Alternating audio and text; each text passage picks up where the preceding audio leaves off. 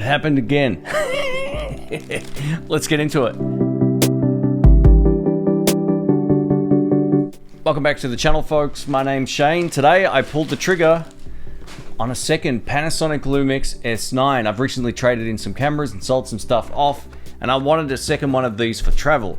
And if you're unfamiliar with my channel, I already have this blue one over here, and it's been such a great camera to use. It's nice and fun, it's small, it's light, it's compact, and it's all the things you want when you travel, especially overseas, which is why I wanted this as an A or B camera to this guy right here. I'm not going to go too much into the technical specifications with this video. I'm just going to talk about the things that I like about this and why I ended up pulling the trigger on it. So as of right now, this is actually on sale in Australia, so I've got it for a discounted price, which was great.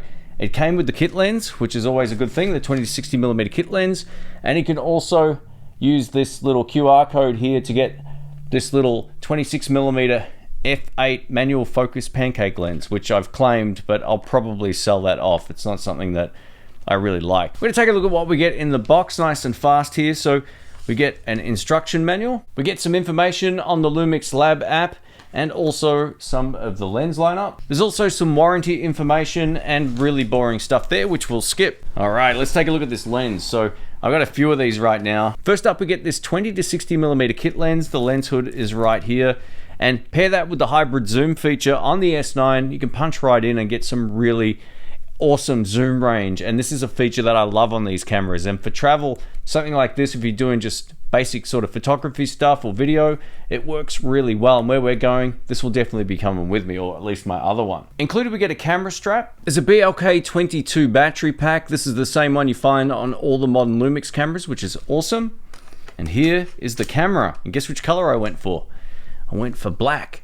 It looks like a Leica camera. It looks really classy. Now, one of the glaring omissions from this box is, of course, there's no charger. Now, I've got a charger on the floor over here, so it's not a big deal for me. I can just use that one. But if you are buying this, there's no USB cable. There's no nothing in the box, which is a bit of a downer. So yeah, you're gonna have to just get a USB-C charger to charge this up, and the port is just on the inside of the little flap over here. I think at the time of launch, a lot of the legacy camera channels really got this wrong when they were reviewing it. They were looking at it with the lens of someone who's been in the industry for 30 years, expecting a camera to perhaps have more features than the S5 Mark II and X. And this has a different sort of feature set, but it shares a lot of the common ground with the S5 Mark II X that I'm shooting this with right now. But these are really great cameras. They're full frame cameras. You can record up to 6K. They take solid photos, although there's no mechanical shutter and no hot shoe mount. If you want that, you can get the S5 Mark II or X. So this, look how small they are, man. This is crazy. And these are full frame cameras with some of the best IBIS I've ever seen. I can't wait to take these overseas with us.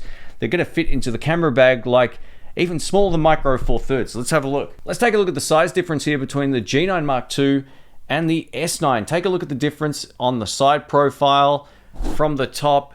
This is so much smaller, and for travel, that's where it matters. Now, some would argue when it comes to Micro Four Thirds, a lot of the lenses are smaller, and that is true to some extent, but the lens lineup for the full frame system is by far my favorite. It's why I've recently sold off another camera system, which we'll talk about on a future video. But I've also just ordered one of these small rig grips for this one because I much prefer to have a little bit of extra grip on the camera body, but it still keeps the size down. I mean, look at how small this is. It's fantastic. And even with the S-series lenses, this is going to be small and light and give you all the benefits of that full frame sensor. So yeah, I'm wrapped. This will be my A and B cam for times where I don't want to travel with super expensive stuff. Again, these aren't super cheap, but it puts my mind at ease over traveling with cameras that might be worth 2 or 3 times the amount, which I've actually offloaded. I'll talk more about that in a future video. Let us know what you think of the S9. If you want to watch a full-blown tutorial or review, I'll link both of those down in the description box below.